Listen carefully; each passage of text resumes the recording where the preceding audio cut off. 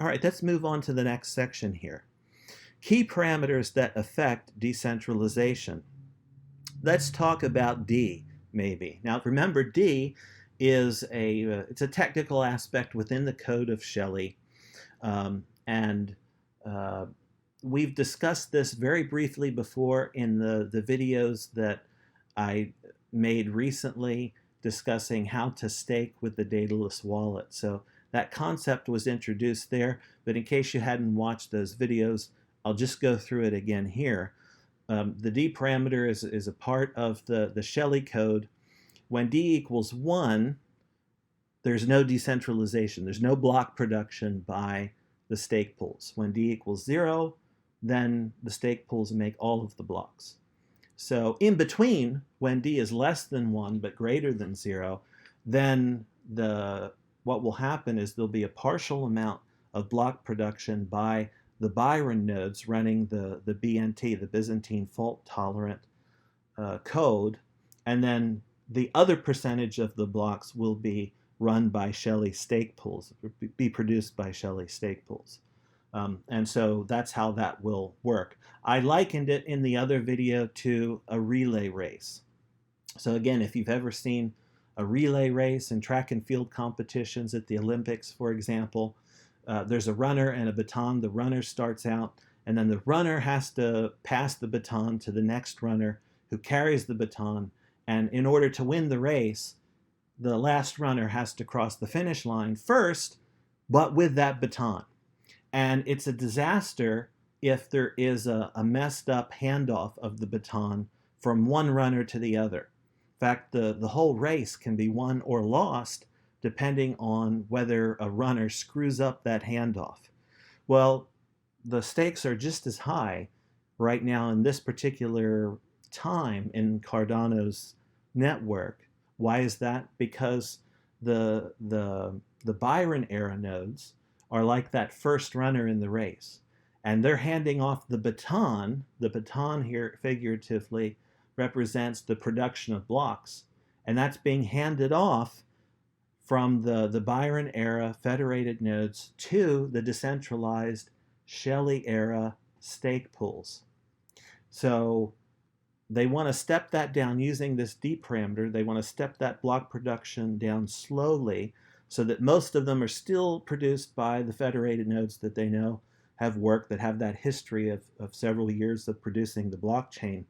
And then we'll just slowly roll in a certain number of blocks produced each epoch by the stake pools. And the hope is that that will achieve a smooth handoff of the baton from the Byron entities to the Shelley entities. And then once that's completed, the Shelley entities will continue running the race with that baton having been successfully handed over. So as they say here, the D parameter performs a pivotal role in controlling the decentralization of block production. Decentralization is a spectrum, of course, rather than an absolute. In simple terms, D controls how decentralized the network is. For example, at one extreme, D equals 1 means that block production is fully centralized. In this state, IOG's core nodes produce all the blocks. This was how Byron operated. Conversely, once D equals 0 and decentralized governance is in place and on-chain, full decentralization will have been achieved. At this point, stake pool operators produce all the blocks. Block production is 100% decentralized. The community makes all the decisions on the future direction and development. Governance is decentralized. And a healthy ecosystem of geographically distributed stake pools are connected into a coherent and effective network. The network is decentralized. We will have reached our decentralization goal. Okay, exciting.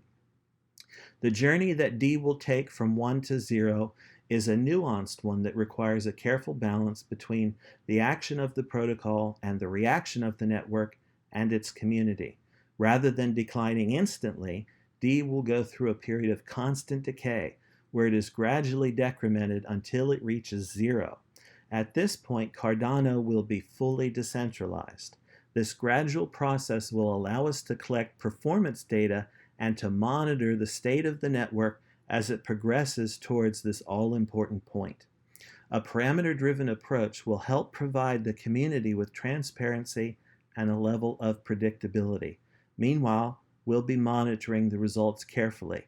There will always be socioeconomic and market factors to consider once in the wild. Okay, so once you release the code that they've been working on into the wild, into real life, right? You can do all the theory that you want, but you need to see how things work out in practice, because there's many different variables that you just can't completely account for in a simulation. So they're going to start it carefully, watch how the system reacts, and then feed back based on those results into what the next step will be. So it sounds like a very conservative and good approach to moving the network from Byron to Shelley. Okay, so here's some more interesting information. How will the D parameter change over time? This is very important because this is going to tell us how quickly stake pools are going to be able to get into the process of minting blocks. And of course, it's this process of minting blocks which enables the delegators to receive their rewards for staking. So this D parameter, if you're not really interested in the technical aspect of it, you can be interested in this discussion of D because it tells you how quickly you're going to be able to start seeing rewards. And so that's one of the main reasons for discussing this right now, to answer those questions. The evolution from 1 to 0 is relatively simple. When D equals 1, all blocks are produced by IOG core nodes running in the Byzantine fault tolerance mode. No blocks are produced by stake pool operators. All rewards go to the treasury. So they have this treasury, and all the rewards that are produced by those when D equals 1, by those Byron era nodes, go right into the treasury. Okay? When D equals 0, the reverse becomes true.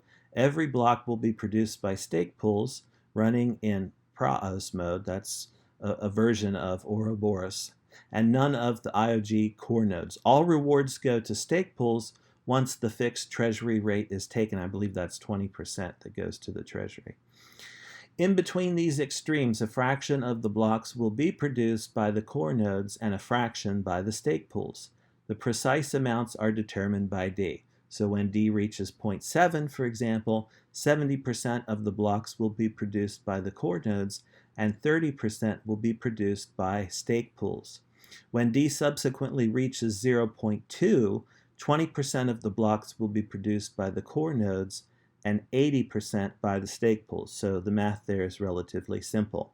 You can look at D and you can almost instantly tell exactly how many of the blocks are being produced by the stake pools. It is important to note that regardless of the percentage of blocks that are produced by the stake pools, however, once D is less than 1, all the rewards will go to the stake pools in line with the stake that they hold after the fixed treasury percentage is taken, and none to the core nodes. This means that IOG has absolutely no incentive to keep the D parameter high. In fact, when D reaches 0, IOG will be able to save the costs of running the core nodes, which are not insubstantial. So someone who is looking at this process of stepping D down could say, they could object to this plan that IOG, Input Output Global, has come up with, saying, well, you have this financial interest. IOG has a financial interest in keeping D high for as long as possible because you say up here, when D equals 1, all the blocks are produced by those nodes and all the rewards go to the treasury. So, you're just raking the rewards into the treasury, and, where's your financial, incentive to reduce that value? Well, as you may know, IOG is running 20 stake pools in Shelley, so they definitely have a financial interest to drop D because they want those stake pools, their stake pools, to be able to make blocks. But what's being said here is that once D goes below 1, and we're already below 1 in the current epoch,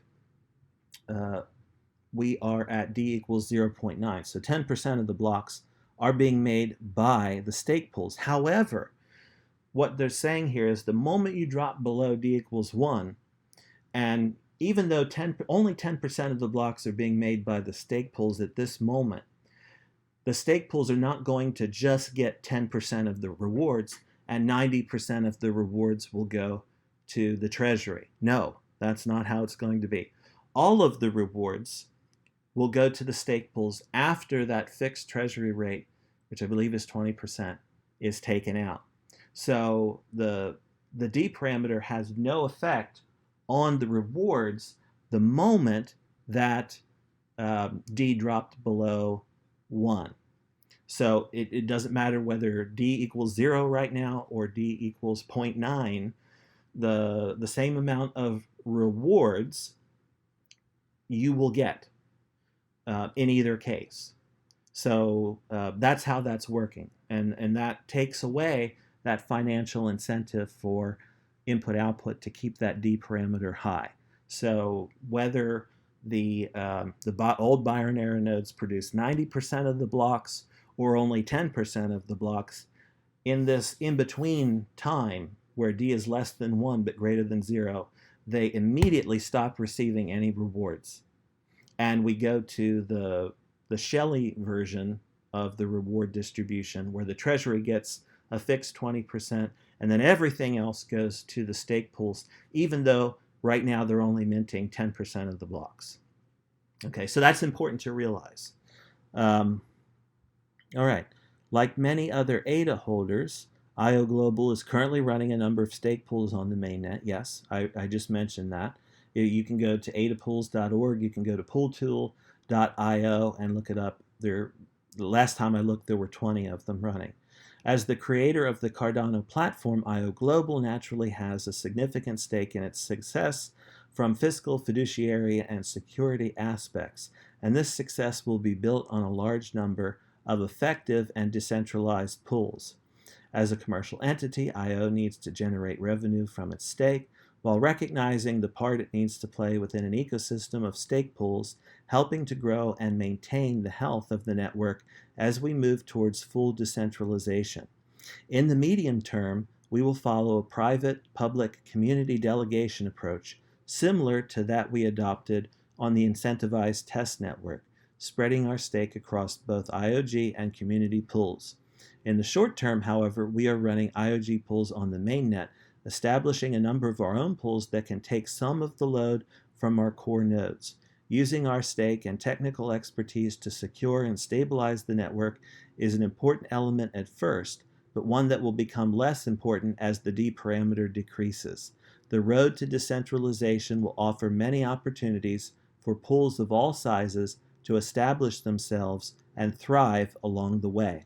So essentially what they're saying here is that input-output is going to run some stake pools, and they give the reasons for doing it. They have a financial interest, they have a certain amount of the ADA, and they need to earn revenue from that. So they're just making the case for why they're participating in staking.